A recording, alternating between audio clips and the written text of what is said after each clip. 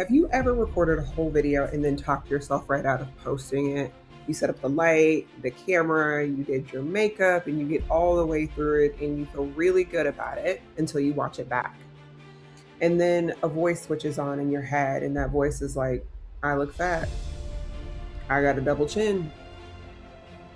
My background isn't good enough. Does that sound familiar? And then so it just goes and dies in a folder. Now, here's what makes that a tragedy. There are people out there right now searching for exactly what it is that you do. There are stages, and I'm talking keynote stages, with your name on them. There's work that you could put out that lands on somebody and changes their entire life. And there's money. There's real money waiting for you for only the gift that you have, your unique one. And all of that is standing on the other side of one door because you're in a room by yourself and you won't walk out of it. And the door isn't even locked. And you keep telling yourself that the way out is to fix how you look first. It isn't. No amount of losing weight, of buying a better camera, or getting your background right is going to walk you out of that room. My name is Ariel Davis, and I am the co-founder of the Zerlo Network. And I've been in that room myself for years. And I've watched the most gifted women I know stay stuck in theirs. So in the next few minutes, I'm going to show you 3 things. Why you built that room in the first place, why you can't just walk out even though you want to, and even though you already know exactly what staying inside that room is costing you, and the one thing that finally opens the door and allows you to walk out, and it is not what you think. So let's start with where it comes from. First, I need you to understand this. That voice is not you. It's a part of you. It's not all of you. And it is talking to you from a distorted version of the truth. So where did it come from? It got written really young. I know mine did.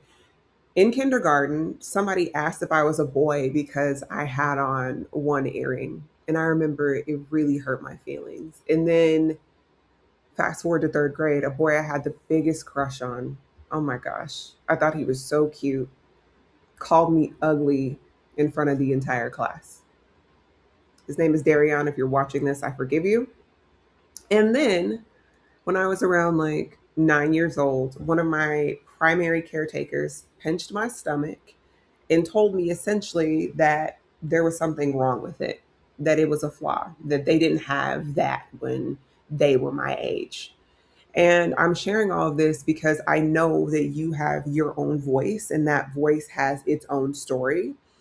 But somewhere along the way, you learned the same thing that I did, which is that being looked at and evaluated is dangerous.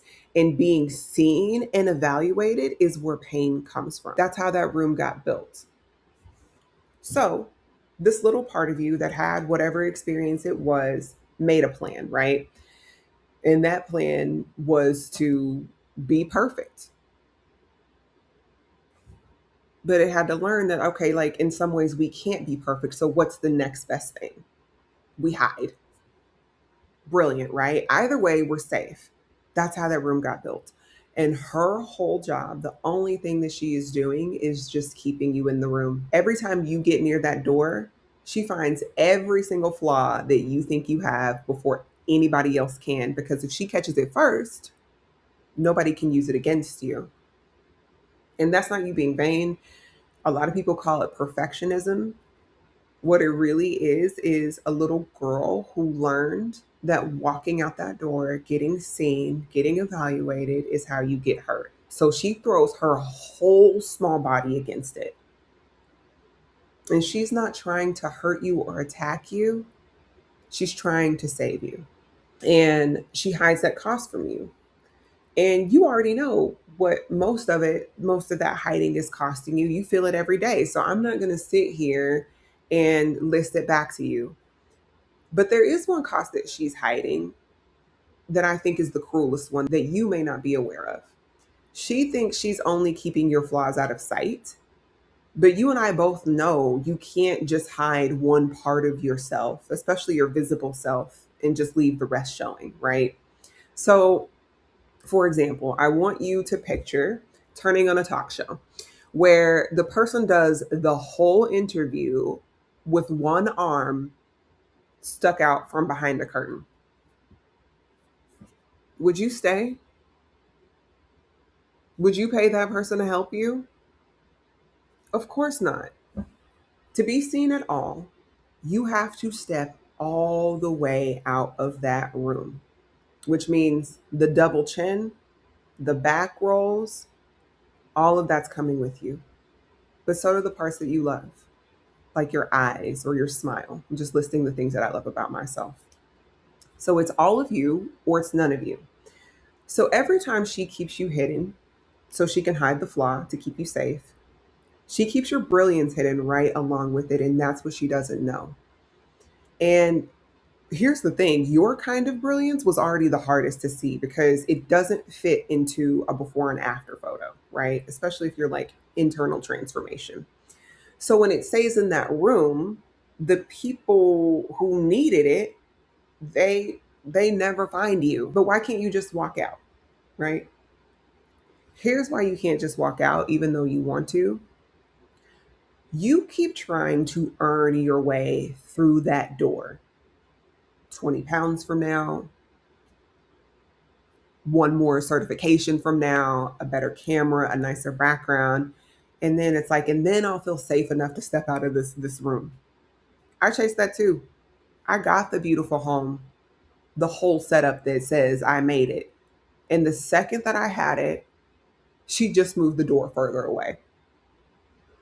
Because you can't fix this from the outside in. And here's the other trap. You can't you can't think your way out of that room either. You can name this exact little girl, understand precisely where she came from. Some of you are picturing that moment right now as we're going through this. And yet, still, she's not going to move off of that door. Understanding her doesn't get you out of the room. It helps, but it doesn't get you out. So, what does? What does? Evidence. The only thing that moves her off of that door is you walking through it, being seen, and finding out you didn't just survive it, you were fine. And then doing that again and again and again. I think insight is helpful. I really, really do. I think it's helpful to get to know her, but it doesn't heal your nervous system. It doesn't heal from insight. It heals from safe reps of being seen. You're never going to feel ready first. She's not going to feel ready. You both have to get ready by walking out. You walking out with her holding her hand because she doesn't know that becoming never feels safe. And you have to help her walk out anyway. And listen, I don't want to be this person who lies to you. The danger is real. Like, I'm not going to lie to you or to her. Some people are going to judge you, but you still don't get safe by staying in that room. You get safe by having people on the other side of that door to catch you when that judgment comes. It's really hard to get those reps in alone. It's almost impossible. Like, you can't get the reps in alone, and you can't get them consistently if you're alone. So that's what a container is for. And honestly, that's what Zerlo is for. When we say the Zerlo network, here's what people miss about it. Everybody hears Zerlo network and they think a media network, which is fair, because we are a media network. But the network is really more the net. It's the community of hosts. It is two founders who are invested in seeing you win. All of them are standing right outside of that door, catching you when you feel like you're failing, or when you feel like you're not good enough, or when you feel unacceptable or rejectable or whatever. It is a whole sea of voices that are kinder and louder than that scared one, telling that little girl that she's enough. She's ready. We want more of her. We want more of you. That's the ally that she's been missing. And it's the thing that takes the message that you already have and makes it go further. It makes it more visible, more consistent. It makes it reach the people who have been waiting for you. Does that make sense? If I can do this scared with the same little girl, someone that's probably similar to yours, so can you. So,